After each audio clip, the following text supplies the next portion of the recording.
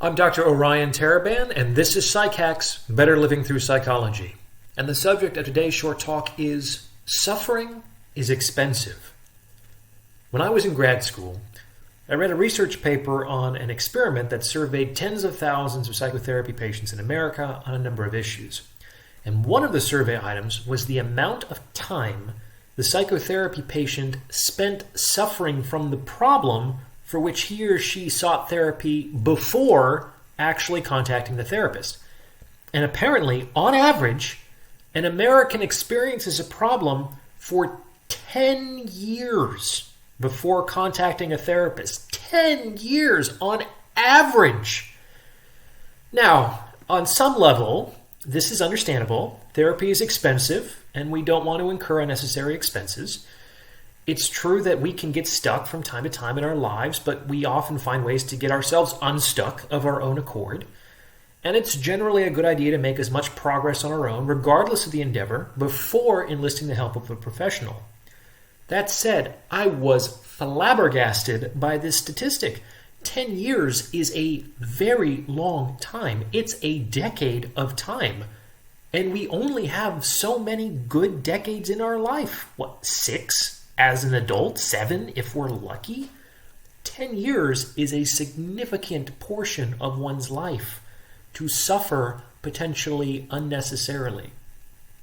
But with all this, sometimes people balk at the cost of therapy. It's $200 an hour. And is it even really going to help? That kind of stuff. Now, one way that I ask folks to consider approaching this issue of cost is like this. Think about whatever problem you're dealing with right now.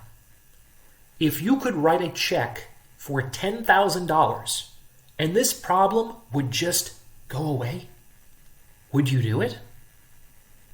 This is an interesting thought experiment because if you're like, no, maybe not $10,000, then on some level you might be fortunate because maybe you're not actually dealing with that significant of an issue. But if you're like, yes, absolutely, who do I make the check out to? Then on some level, you're willing to spend at least that much money on a solution. And $10,000 is a year of weekly therapy at $200 an hour.